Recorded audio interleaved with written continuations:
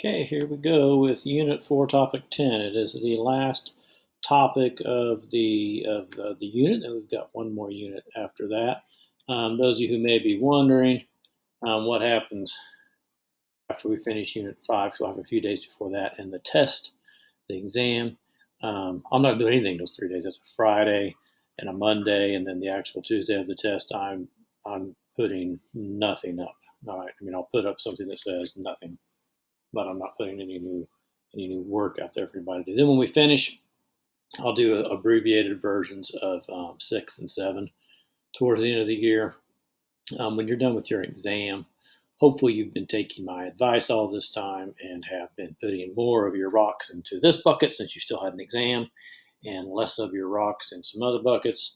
So after the exam, maybe you can start putting some more time in other classes if you've been neglecting them to stay with the exam, which in all reality you really should have been doing, just based on what you have to be accountable for and what you don't. All right, done with the mini speech there. We're looking at our good friends centrifugal, I'll go back here just a minute, and centripetal forces and how they, their consequences here on the things. Not so much the definitions of them, which we've done a time or two before. So this is a real good example right here, again, of how there's multi-unit, multi-topic things that you have to know when you are taking an exam, especially one that's going to be pretty much a writing exam over the multiple choice. Pages 182 through 185 in your AMSCO book is what you are looking at here. All right, so a centrifugal state, things that pull countries apart. You get failed states, things like Venezuela, where there's not food. People are lined up forever just to get some flour to bake things. We got a little taste of that, right, at the beginning of this. Hopefully it was just a little taste. Hopefully we've seen the worst. Things have definitely gotten better. But I do know there was about a 2-week period where everybody was buying flour and you couldn't find it. It was probably behind toilet paper and hand wipes, right there with it. But in a failed state, it's ongoing. You don't have the basic needs. It's not because there was an epidemic like here. It's because the state just doesn't carry out its proper functions well. All right, the next thing you see in a centrifugal force is an uneven development.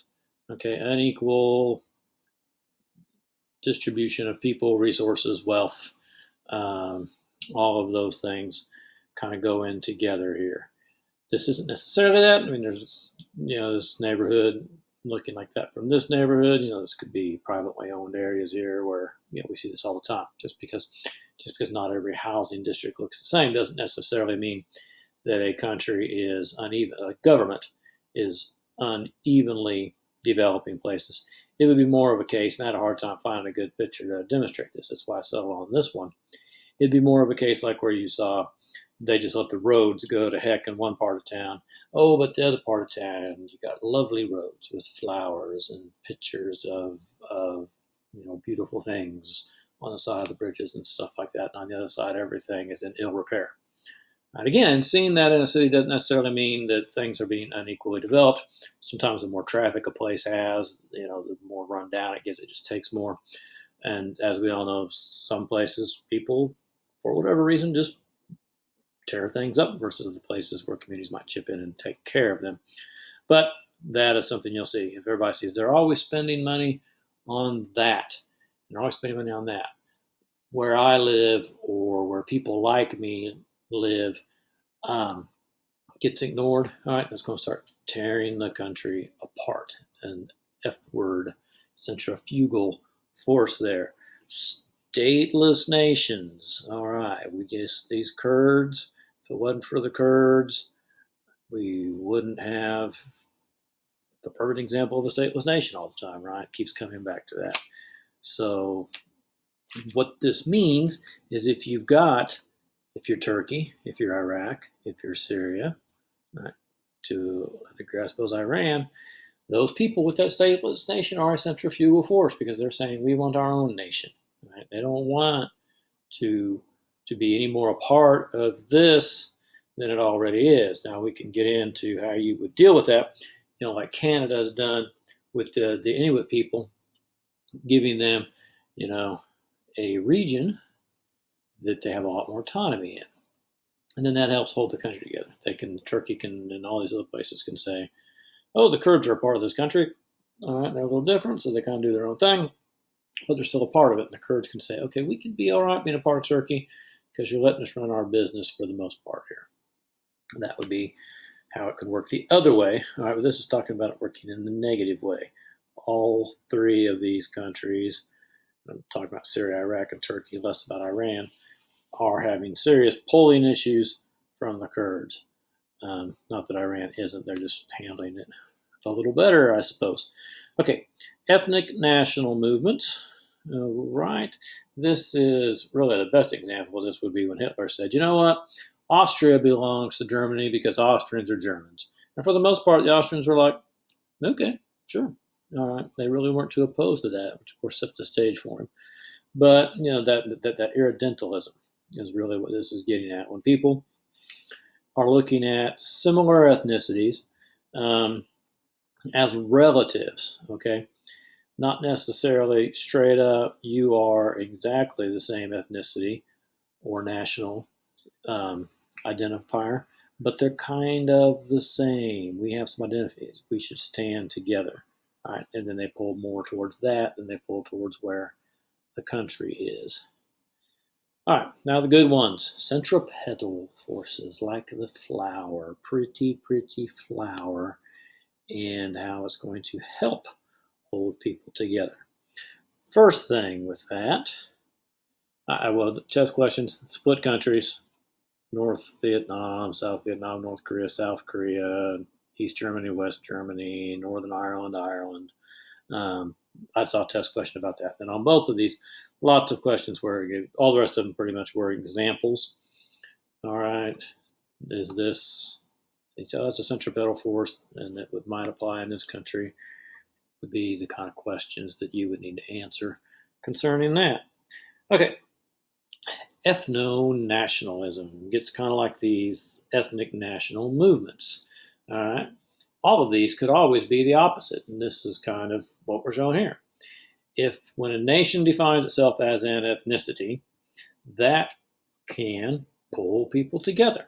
In the other case, it was pulling them apart in a way, but in this case, if you can identify everybody as part of a nation, remember nation being a different beast than a country or a state, then you've got people holding together. You need those central things.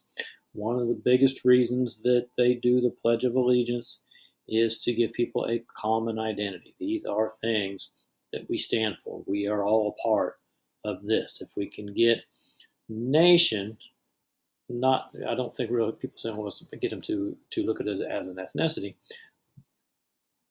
In the traditional fact, because there's and many times ethnicity has that race component tied to it, but this ethnicity being what everybody, a set of values and things like that we can get around. That's how it is in the United States. We're trying to make it more general and less genetic based.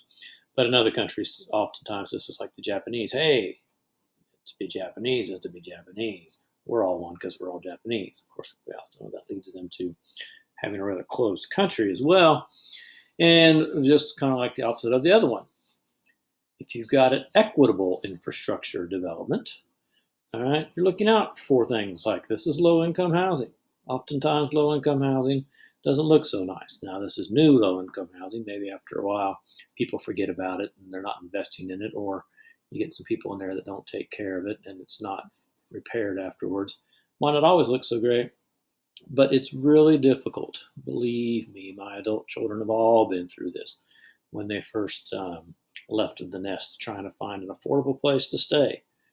It's not easy. All right, it's really not out there. Most places are trying to get people at the upper ends and attract them. And increased cultural cohesion. All right, this is holding hands and singing songs. Ebony and ivory. All right, that is increased cultural cohesion. Hopefully, you have that. We talked about multiculturalism earlier. That's the goal there. They want people to value each other and appreciate each other when they're going with multiculturalism. That everybody can see the value in one another. Hopefully, we're leaning towards that. Like I've mentioned when we talked about that, it often degenerates into ethnic conflict when we're trying to do cohesion instead. But that's just people. There's always going to be people who move towards the worst side of things rather than the better. So I saw some questions on this one, a little different than just examples, where, and this would be mostly like writing questions, FRQ questions, wanting you to kind of write about how you could, what would be some good ways to establish a national identity. These common cultural traits, building it around language, things like that. Another thing I saw, and I'm glad I did because it kind of was something overlooked yesterday, it was talking about how the shared media, the things like the Twitter sphere and all that kind of stuff we talked about last topic, can be a factor where tyrannical governments can be undercut by the media. Okay, they can if it comes from the outside, it's uncontrolled. But what I didn't mention on the other side is the state-controlled media. When I was a kid, it was the Soviet Union, Pravda in the Soviet Union.